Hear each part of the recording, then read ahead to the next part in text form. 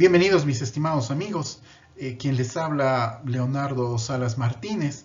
En esta ocasión quisiera hacer un análisis crítico de lo que es los 7 saberes necesarios para la educación del futuro del autor francés y ensayista Edgar Morin, basado en una autora que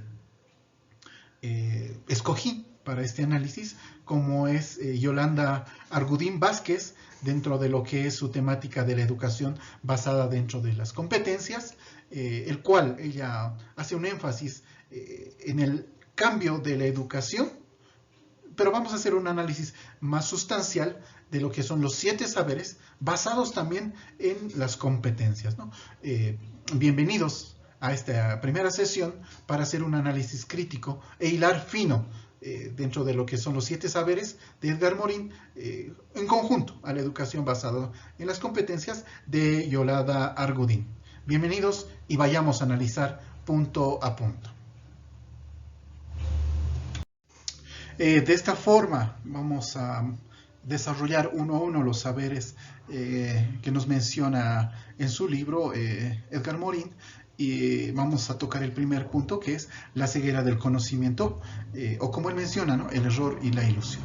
A esto hemos puesto un título que da respuesta a este saber, como es una educación que cure la ceguera del conocimiento.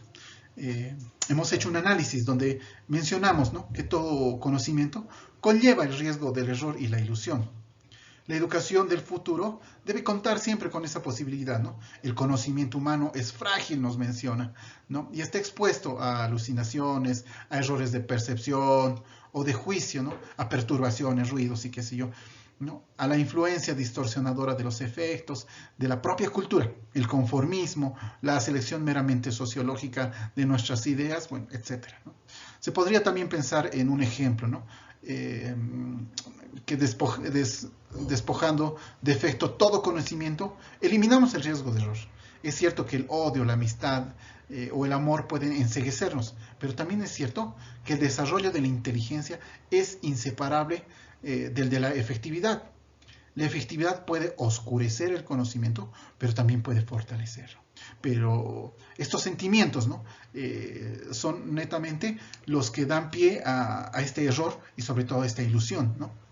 Se podría también creer que el conocimiento científico garantiza la detección de los errores y milita contra la ilusión de esta perspectiva, pero ninguna teoría científica está inmunizada para siempre contra este tipo de errores, ¿no? Incluso hay teorías y doctrinas que protegen con apariencia intelectual sus propios errores.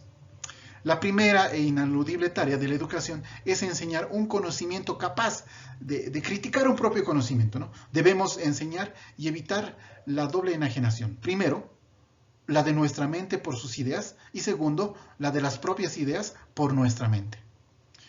Entre comillas, decimos, los dioses se nutren de nuestras ideas sobre Dios, pero inmediatamente se tornan despiadadamente exigentes. La búsqueda de esta verdad exige reflexividad, críticas, corrección de errores, pero además necesitamos una cierta convivencialidad con nuestras ideas, con nuestros mitos. El primer objetivo de la educación del futuro será el de dotar a los alumnos la capacidad para detectar y subsanar estos errores de la ilusión, del conocimiento, y al mismo tiempo enseñarles a convivir con sus ideas sin ser destruidos por estas ideas mismas. Ahora vamos a tocar el segundo saber, que es los principios de un conocimiento pertinente. A esto podemos resumir como una educación que garantiza el conocimiento pertinente, ¿no? Ante este aluvión de información, es necesario un poquito discernir cuáles son las informaciones clave ante el número ingente de los problemas, que es necesario dirigenciar los que son los problemas clave, ¿no?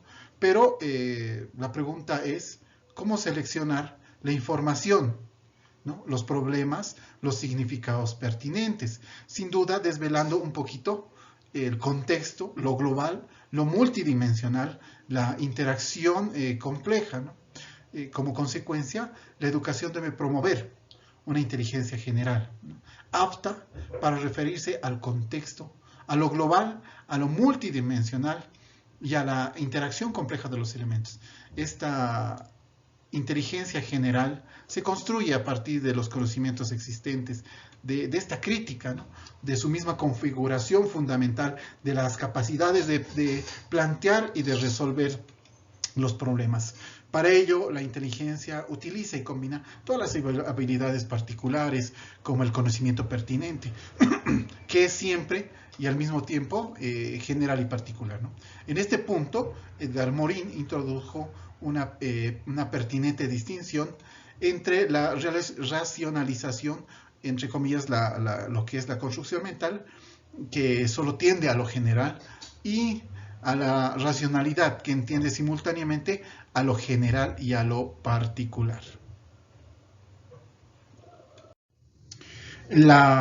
Enseñar la condición humana es el tercer saber, ¿ya? Y esta es una aventura común que ha embarcado a todos los humanos de nuestra era. Todos ellos deben reconocer en su humanidad común y al mismo tiempo reconocer la diversidad cultural e inherente de todo ser humano. Conocer el ser humano es situarlo en el universo y al mismo tiempo separarlo de él, ¿no? Al igual que cualquier otro conocimiento, el ser humano también debe ser contextualizado. ¿A qué nos referimos con esto, no? ¿Quiénes somos? Es una cuestión inseparable de dónde estamos, de dónde venimos y a dónde vamos, ¿no? Lo humano es y se desarrolla en bucles, a lo que se denomina, por ejemplo, ¿no?, el cerebro mente-cultura, ¿no?, o la razón-efecto-impulso, o el individuo, sociedad, especie, ¿no? Todo se desarrolla, todo se concatena, ¿no? Todo este desarrollo verdaderamente humano significa comprender al hombre en su conjunto, de todo esto, lo que él denomina estos bucles, ¿no? Y a la humanidad como una y una diversa.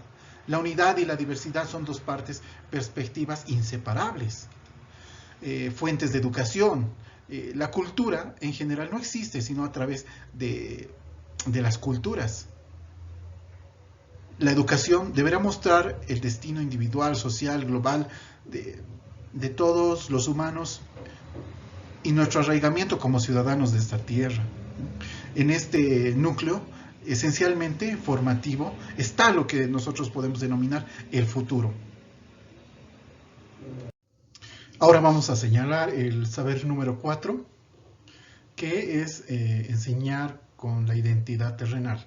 Creemos que es un punto bastante interesante porque la historia nos muestra que el humano comenzó con una dispersión, ¿no?, una diáspora de todos los humanos hacia regiones que pertenecieron durante milenios aisladas, han hecho y han producido una enorme diversidad, ya sea de lenguas, religión y culturas en los tiempos modernos, ¿no? Se ha producido una revolución tecnológica que permite volver a relacionar estas culturas y a volver a unir a lo que ya estaba disperso, ¿no? El europeo medio se encuentra ya en un circuito mundial de confort, ¿no? Circuito que aún está vedado a 3/4 partes de la humanidad. Es necesario introducir en la educación una noción mundial, más poderosa que el desarrollo económico, que el desarrollo intelectual, afectivo y moral a escala terrestre, ¿no? La perspectiva planetaria es imprescindible en esta educación, pero no solo para percibir mejor los problemas, sino para elaborar un auténtico sentimiento de pertenencia hacia nuestra tierra, ¿no?, considerada como última y también como la primera patria, ¿no? El término patria incluye referencias etimológicas y efectivas tanto paternales como maternales, ¿no? En esta perspectiva, la relación paterno-materno-filial es la que se construye, ¿no?, a escala planetaria y con una misma conciencia, ¿no? Una conciencia antropológica, ecológica, cívica y hasta espiritual, ¿no? Hemos tardado demasiado tiempo en percibir nuestra identidad terrenal, ¿no? Dijo Morin, citando a Marx, la historia ha progresado por el lado malo, pero manifestó su esperanza citando en paralelo otra frase con el que decía Hegel, ¿no? La lechuza de la sabiduría siempre aprende su vuelo al atardecer. Es necesario ver el saber número 5, que es enfrentar a la incertidumbre, ¿no? Todas las sociedades creen que la perpetuación de sus modelos se producirá de forma natural, ¿no? Los siglos pasados siempre creyeron que el futuro se conformaría de acuerdo a sus creencias e instituciones, como el Imperio Romano, tan dilatado en el tiempo, es el viejo paradigma de esta seguridad de pervivir. Sin embargo, cayeron, ¿no? Como todos los imperios anteriores, y posteriormente, como por ejemplo el musulmán, el bizantino, el soviético, ¿no? La cultura occidental dedicó varios siglos a tratar de explicar por qué la caída de Roma, ¿no? Y bueno, no solo de Roma, sino varias civilizaciones que han caído con el tiempo, ¿no? Hasta al grado de la extinción, ¿no? Y continuó refiriéndose de esta época esencialmente en lo que fue el Imperio Romano y la caída sobre todo de esta época romana, ¿no? Como una época ideal que debíamos recuperar del siglo XX, ¿no? Que ha derruido totalmente la perspectiva del futuro como extrapolación del presente y ha introducido vitalmente una incertidumbre sobre nuestro futuro, ¿no? La educación debe hacer lo suyo, el principio de incertidumbre tan válido para la evolución social como la formulación del mismo, porque Heisenberg, para la física, nos dice, ¿no? Que para la historia avanza por atajos y por desviaciones, y de cómo pasa en la evolución biológica, como todo es un fruto de una mutación, ¿no? Y a veces de la civilización, pero también puede ser una respuesta de la barbarie, ¿no? Todo ello obedece a una gran medida del azar o a factores impredecibles, pero la incertidumbre no versa solo sobre el futuro. Existe también la incertidumbre sobre la validez del conocimiento y existe sobre todo la incertidumbre que deriva de nuestras propias decisiones. Una vez que tomamos una decisión, empezamos a funcionar. El concepto de ecología, de la acción, es decir, ¿no? Que desencadenan una serie de acciones y reacciones que afectan a este sistema global, ¿no? Y que no podemos predecir. No hemos educado aceptablemente bien en un sistema de certezas, pero nuestra educación para la incertidumbre es deficiente.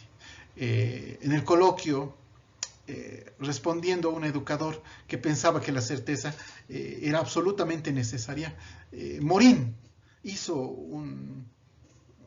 una acentuación, ¿no? Matizó y reafirmó su pensamiento de que existen algunos núcleos de certeza, pero son muy reducidos, ¿no? Negamos que un océano de incertidumbres en el que hay algunos archipiélagos de certeza, ¿no? Y no así la función de la viceversa. Ahora nos vamos a referir al saber número 6 y penúltimo de los saberes, que es uno de los puntos sumamente importantes, que es enseñar la comprensión, ¿no? La comprensión se ha notado como una necesidad bastante crucial para el ser humano. Por eso la educación tiene que abordar de manera directa y en dos sentidos. Primero, la comprensión interpersonal e intergrupal. Y la segunda, que es la comprensión a escala planetaria, ¿no? Edgar Morin constató que la comunicación no implica comprensión. Esta última siempre está amenazada por la incomprensión de los códigos éticos de las demás, ¿no? De sus ritos, de sus costumbres, de sus opciones políticas. A veces confrontamos cosmovisiones incompatibles. Grandes enemigos de la incomprensión son el egoísmo, el etnocentrismo y el sociocentrismo, ¿no? Grandes, de pronto, males. Enseñar la comprensión significa también enseñar a reducir al ser humano a una o a varias de sus cualidades, que son múltiples y complejas, ¿no? Por ejemplo, impide la comprensión de marcar a determinados grupos solo por una etnia, o porque son sucios, ladrones, intolerantes. Morin ve las posibilidades de mejorar la comprensión mediante la apertura empática. Entre comillas, la empatía es uno de los factores bastante importantes dentro de este punto de la comprensión, la apertura hacia los demás, la empatía que señalábamos, la tolerancia hacia las ideas, las formas diferentes, ¿no? Mientras no atenten a la dignidad humana. La verdadera comprensión exige establecer sociedades demográficas, de las cuales no cabe ni la tolerancia ni la libertad para salir del cierre, ¿no? El etnocentrismo, ¿no? Por eso la educación del futuro deberá asumir un compromiso sin fisuras por la democracia, pero no cabe una comprensión a escala planetaria entre los pueblos y culturas, más allá de lo que es el marco de una democracia abierta. Y bueno, ya como último saber, dentro de los 6 expuestos, vemos uno no menos importante, que es la ética del género humano, ¿no? Además de las éticas particulares, la enseñanza de una ética válida para todo el género humano es una exigencia de nuestro tiempo. Morin presenta lo que él denomina los bucles, en este caso el bucle individuo-sociedad, especie, como base de enseñanza a lo que es la ética venidera en el bucle individuo-sociedad, que surge el deber ético de enseñar la democracia. Esto implica consensos y aceptación de la regla democrática, pero también necesita de diversidades y antagonismos, ¿no? El contenido ético de la democracia afecta a todos esos niveles, ¿no? El respeto a la diversidad significa que la democracia no se identifica con la dictadura de la mayoría, ¿no? El bucle individuo-especie, Edgar Morin fundamenta la necesidad de enseñar la ciudadanía terrestre. La humanidad dejó de ser una noción abstracta, ¿no?, y lejana para convertirse en algo concreto y cercano. Esta interacción y compromisos a escala terrestre, ¿no? Morin dedicó a postular cambios concretos en el sistema educativo, desde la etapa de primaria hasta la universidad, al no fragmentar estos saberes, ¿no?, la reflexión sobre qué se enseña, qué se elabora, qué es un paradigma de la relación circular entre las partes y el todo, ¿no?, la simple y lo complejo. Abogó por lo que él llamó el diezmo epistemológico, según las cuales las universidades deberían dedicar el 10% de sus presupuestos a financiar la reflexión sobre el valor y la pertenencia de lo que enseñan. Bastante complejo, por cierto, esta teoría, ¿no? La comprensión no excusa ni acusa. Ella nos pide evitar la condena perentoria, irremediable, como si uno mismo no hubiera conocido nunca la flaqueza, ni hubiera cometido errores. Si bien sabemos que comprender antes de esta cadena éramos en la vía de la humanización de las relaciones humanas, lo que nos plantea nuestro querido autor Edgar Morin. Y a esto culminamos un análisis complejo de lo que son los 7 saberes, de todo este conglomerado de saberes, ¿no? Muchas gracias por ver este análisis y sobre todo para que pueda coadyuvar, ¿no?, en la construcción del conocimiento de aquellos que están interesados en estos 7 saberes para la construcción del conocimiento del futuro. Gracias.